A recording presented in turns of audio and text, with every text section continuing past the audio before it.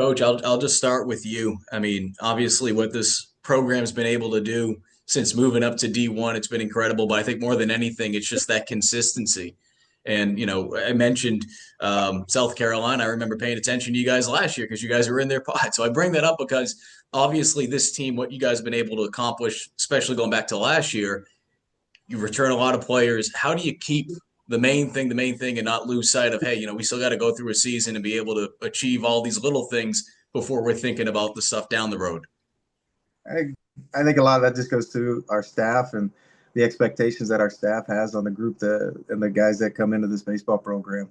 We have standards and we have expectations that we want met, and we want to play the game in the right way. And it's just the guys like Zach Zion's returning and holding other guys to those types of standards, and it makes our jobs as coaches a little bit easier when you have returners come back and some older guys like Zion's and Noriega that have been through it and know what our expectations are. And when you bring in new guys like Drew Wires and others into the program, it's easier for those guys to have an idea of what our expectations are. Yeah, Zach. I mean, for you to see over the last couple of years and be able to, watch the upperclassmen lead the way and to be able to continue to carry that torch. I mean, I know that's a kind of a cliche thing to say, but what can you remember in terms of just watching how they went about it and now being in that leadership role yourself this year? Yeah, I mean, coming in as a freshman, you play with guys like Jake Gustin and Matt Woods who really set a culture for this program, and learning from them and trying to keep the culture going and pass it on to the younger guys. And one day I won't be able to play here anymore, but I hope I can leave an impact on guys that can hopefully pass it on like those guys did to me. You want to add anything to that? Um, Oh, and I was going to pass it to him, Zach. oh, Oh, sorry.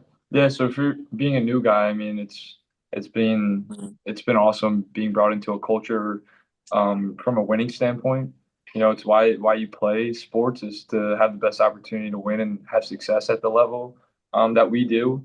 But being around Zach and some older guys who have been around culture and the winning side and being around a coaching staff that's used to winning, it's very it's different. It's a different type of competitive nature that you want to be around, right? And again, it's why we play the game, and it's what we do every day to show up and get better and develop and hopefully make it to the next level and reach a dream or a goal that we have set for ourselves from being at a young age. So it's been amazing, and kudos to Zach and kudos to Coach Clossy for setting the standard, and it's been nothing but pure enjoyment, and we're ready to rock the conference tournament. So. Yeah, as the new guy, I mean, you use the word different. I think that's a great word because you think of this new era with, the transfer portal. And I think people take for granted just how difficult it can be for different sports, not just baseball, but just to be able to gel and click and be able to do the things you need to be able to do to have success. People just think, all right, you have a good player, he comes on with the team and everything's going to be all kumbaya and everything's going to be great. What is it about this team that has allowed you to be able to be the player that you are, to be the person that you are, and to be able to have the success that you guys have been able to have as one giant unit? I think again, the key word is culture, right? I think from teams passing it down and teams winning at high levels and teams playing at high levels, right? It's the standard, like Coach Koshman said, and what Zach has said too. And it's really everybody's bought in to winning and putting in the work to be able to be a championship caliber team again. Like Coach Koshman said, like with Zach coming back and Gavin Noriega coming back and some of our pitching staff members coming back. They set the standard of winning and setting the culture, and the team chemistry is very strong, which has led us to being very successful. So can't really touch more upon it. And I think the key word again is culture. And Ryan, to see how obviously college sports continue to change, and I say continue because it feels like it just each summer there's something new, right? NIL cap, all this stuff.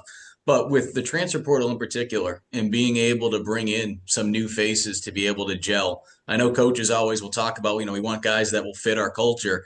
How challenging is that to be able to find obviously the talent, but to be also able to find good pieces that will be able to mesh with your program? And how do you think you guys have been able to do that in terms of having that success and being able to find those right pieces?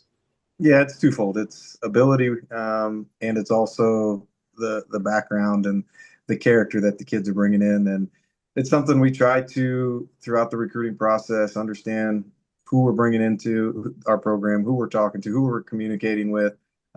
We like families to be a major piece of that, and just getting to know the player before looking at the statistics and or while looking at the statistics and what that player can bring into the program. So it's not easy.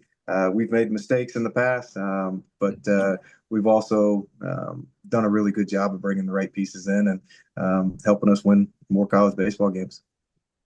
Zach, as you guys head into this weekend, as someone that has been in this position before, and again, obviously, this team, you think back to regionals last year, making it to the NCAA tournament. What is the message to these guys in order to be able to, keep focused with this week? And obviously, you guys have bigger dreams of what you guys want to ultimately accomplish. But throughout this process, which is, I can only imagine the gauntlet in terms of a conference tournament. Oh yeah, I mean the message is really just one pitch at a time. Don't look towards next game. Don't look towards like you just got to stay in the moment. We had a sports psychologist come talk to us, and he said there's three key things this weekend. It's know what you want, clear your mind, and have gratitude. So I think those are our three pillars going into this week. Drew, for you going through this process of being with this team, do they talk much about last year at all? Or is it more so if anything is mentioned about last year, it's more so, from a standard standpoint? Yeah, I think that hits the point right there. More of a standard standpoint, but our team this year is our team this year, right? And we're trying to obviously repeat what happened last year and to potentially go farther and to continue to grow and just kind of continue to build on what happened last year and to build year after year and see how much better we can get as this program grows and as we continue to play more college baseball games. So obviously the goal is to go win a national championship, and the standard is to go get there and have the best opportunity to go win a national championship. But like Zach said, it's one pitch at a time starting tomorrow from the time we wake up to go play whoever we're going to play. And Ryan, being able to piggyback off of that, I mean, you hear that from Drew, obviously new to the program, but it seems like he's been able to pick up the message. And I'm assuming that doesn't only start with the players, but that starts with you as well. Has that kind of been the theme this year where it's like, hey, we know what we were able to do last year, but it's in the past, but let's learn from some of the things that we were able to take from last season? Yeah, and I think our experiences with this group throughout the early parts of our season were very, very important. We talk about it regularly. We're not perfect. We make mistakes, and it's our ability to move on after something doesn't go our way that has really helped this group go from, where we were hovering around 500 early on in the season to go on this stretch run that we have, and try to play our best baseball late. So it's trying to let go. We don't have to be perfect. We have good players, and if somebody makes a mistake, we have guys behind them that can pick them up, whether it's defensively getting us off the field or in the batter's box. So at the end of the day, it's one pitch at a time, and we've got 27 outs on both sides of the ball, and we're going to value all of those. And at the end of it, hopefully we're on the other end of that scoreboard. And I know it's one pitch at a time, but what would you tell people on the outside when it comes to these conference tournament? What's the key as far as being able to go into this weekend? Obviously, things are crazy. Like you just don't know. There could be a weather delay. You might have to play a little bit more one day, depending on how things go. Just the craziness and the hecticness that comes with playing in a conference tournament. Yeah, the past doesn't matter. It's a new season for us. Our new season starts tomorrow at 11 a.m. We can't take the wins and losses with us into that game. It's just going to be two teams competing, trying to play for a championship. Again, we might be the number one seed going into this, but everybody has a chance. Everybody has an opportunity moving forward. And at the end of the day, it's who can control the heart rate, who can control the breaths, and play one pitch at a time to be one pitch better than the opposing team. Perfect. I think that answers it all. Well, I appreciate you guys taking the time. Good luck this week. Get the win tomorrow, and hopefully we'll be able to talk to you guys next week, getting ready for the NCAA tournament.